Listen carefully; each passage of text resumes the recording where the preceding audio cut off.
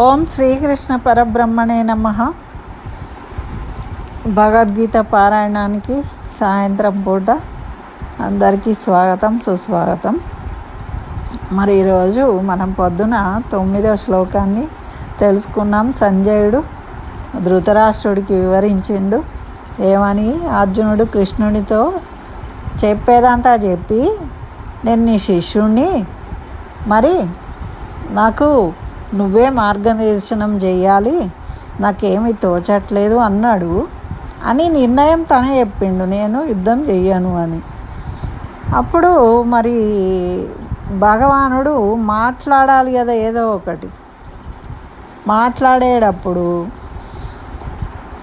ఈయన నిశ్శబ్దంగా ఉండాలి కాబట్టి నిశ్శబ్దంగా ఉండిపోయిండు అని తెలియజేసిండు అనమాట. మరి ఇంకా ఏమంటున్నాడంటే వాళ్ళని చూసి సంజయుడు,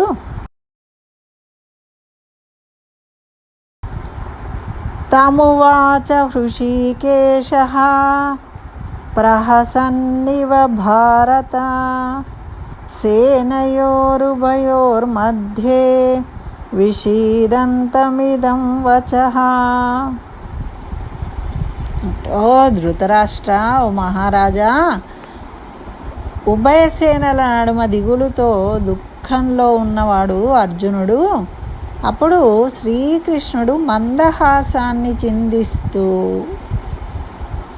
చెప్పబోతూ ఉన్నాడట. ఇక్కడ ప్రహసన్ అంటే నవ్వుచున్నవాని వలె, అంటే ఉండి లేని నవ్వు. ఓసారి మనకు నవ్వొస్తుంటుంది, పిల్లలు ఏడుస్తూ ఉంటారు, అలిగి ఏడుస్తూ ఉంటారు, మూతి తిప్పుకుంటూ. ఇలా చిన్న పిల్లలు ఏడుస్తూ ఉంటే మనకు వాళ్ళని చూస్తుంటే ముద్దుగా అనిపిస్తుంది. మనకు చాలా నచ్చిన వాళ్ళు బాగా అలిగి అల్లరిగా వాళ్ళు దుఃఖాన్ని నటిస్తూ ఉంటే కూడా మనం నవ్వుతూ ఉంటాం కదా. అంటే ఒక రకమైన నవ్వు, ఆనందంతో ప్రేమతోని వచ్చే నవ్వులాగా. ఇప్పుడు మరి ఈ నవ్వు ఎందుకు నవ్వాడో కృష్ణయ్య ఏంటో మరి. దీంట్లో ఈ శ్లోకంలో ఈయన అంతర్లీనంగా చెప్పిన అర్థం ఏమనిపిస్తుందో మనము దాన్ని కూడా తెలుసుకుందాం.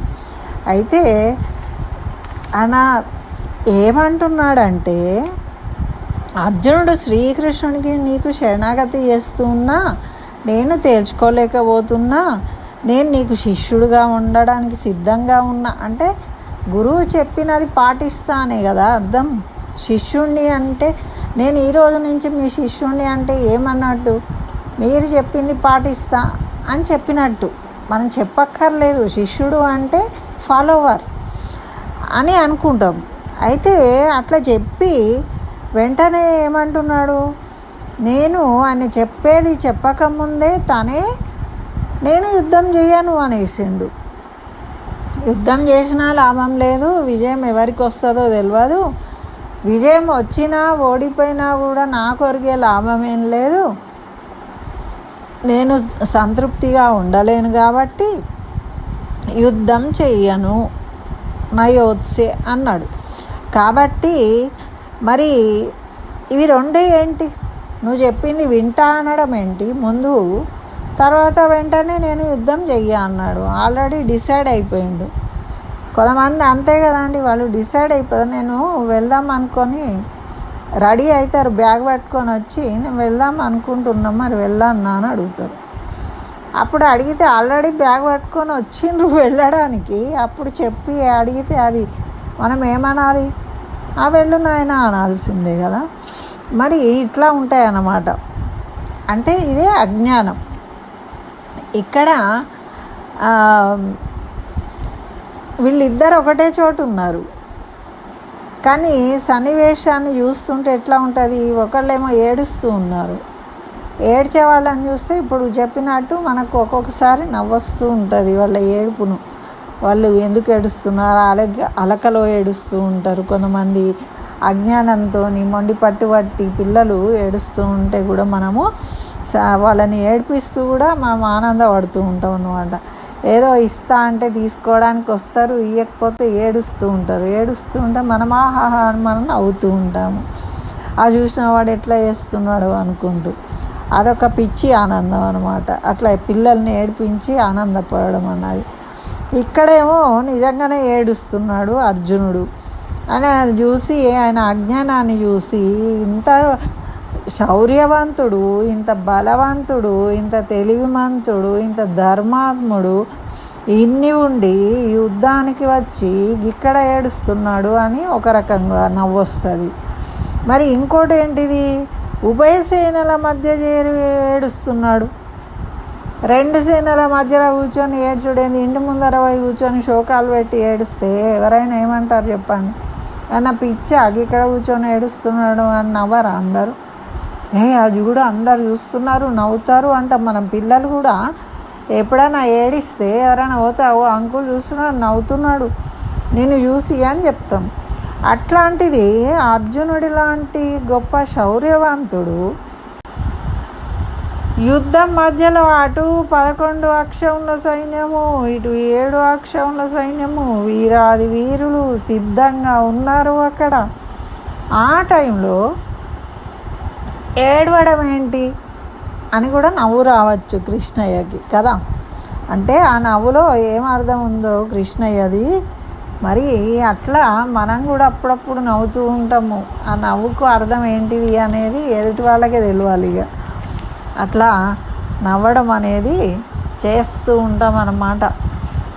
ఎందుకు అంటే ఎదుటి వాళ్ళు తెలివి తక్కువ వాళ్ళు పని చేస్తున్నారు అని నవ్వవచ్చు, డ్రామాలు వేస్తున్నారు అని నవ్వవచ్చు, లేదు అంటే ప్రేమతోని వాళ్ళు పడే అవస్థను చూసి నవ్వవచ్చు.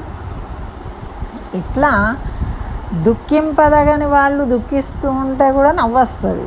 అలా అసలు దుఃఖించే విషయమే లేదు. యుద్ధం చేయడానికి వచ్చి యుద్ధం చేయకుండా ఇదేం పని ఇట్లా చేస్తున్నావేంటి, పరీక్ష రాస్తాను పోయి పరీక్ష రాయకుండా ముందర కూర్చొని నాకేం వస్తులేవు రాయడానికి అని ఏడుస్తాడు అనుకో పిల్లోడు. అప్పుడు ఏం చెప్తారండి?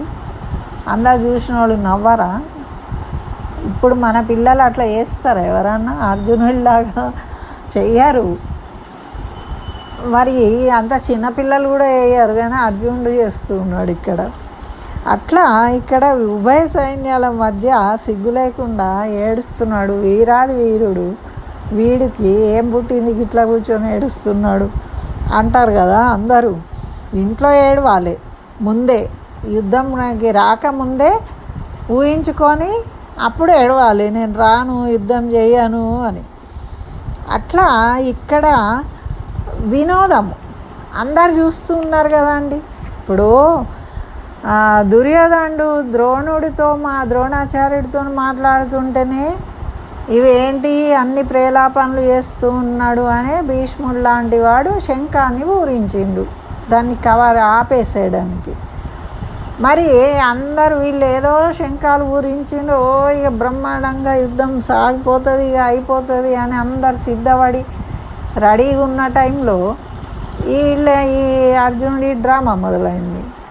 అందరు ఇదేంటిది అని వ్యాస్ట్ వస్తుంది వాళ్ళకు. ఇప్పుడు చిన్నపిల్లలకు డ్రామాలు వేపిస్తారు. ఇప్పుడు 15th ఆగస్టుకు పాపం వాళ్ళకి డ్రెస్సులన్నీ వేసి ఇన్ని గంటలు నించోబెడతారు. 2-3 గంటలు అక్కడ పెరేడ్ గ్రౌండ్లో ఉండాలి వాళ్ళు, ఆ వేషాలు వేసుకొని వాళ్ళ సమయం వచ్చేదాకా. వాళ్ళకి ఎంత బాధ అనిపిస్తుంది, ఎంత వ్యాస్ట్ వస్తుంది, ఎప్పుడు వస్తుందా టైము, ఎప్పుడైపోతుందా అనేది చూస్తూ ఉంటారు. అట్లా యుద్ధానికి చేయడానికి వచ్చిన సైనికులందరికీ ఇక విసుగొస్తున్నది. ఇదేంటి యుద్ధం చేస్తామని వస్తే యుద్ధం చేయకుండా ఇక్కడ నించోబెట్టి నిలబడడం అంటే ఎవరికైనా రాదా అని ఇట్లా వీళ్ళందరూ నవ్వుతారు కదా అని కూడా నవ్వు రావచ్చు. ఆ నవ్వులో ఇన్ని విశేషాలు ఉన్నాయి అన్నమాట కృష్ణయ్య నవ్వులో. ఇప్పుడు ఇక ఆయన సంసిద్ధుడు అయిండు. ఈయనకి ఎట్లయినా జ్ఞానోదయం చేయాలి, జ్ఞానం కలిగించాలి, ఆ మమకారం అనేది తొలగించాలి అని పూనుకుంటున్నాడు ఆ భగవానుడు అచ్యుతుడు అని సంజయుడు చెప్తూ ఉన్నాడు. చూడండి ఎంత స్లోగా చెప్తూ ఉన్నాడు సంజయుడు.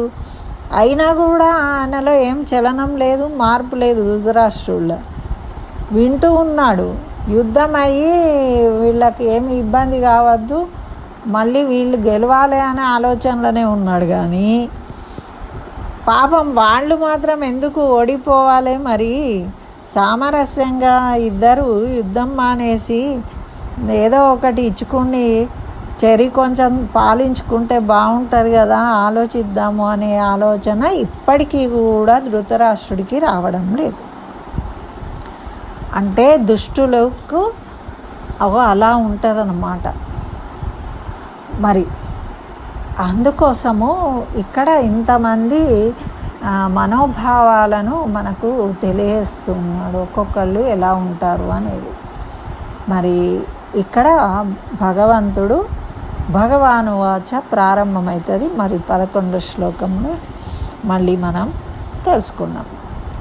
ఇదండి ఈరోజు 10వ శ్లోకం, 10వ శ్లోకానికి అర్థము తెలుసుకున్నాము. స్వస్తి. సర్వం శ్రీకృష్ణ చరణారవిందార్పణమస్తు.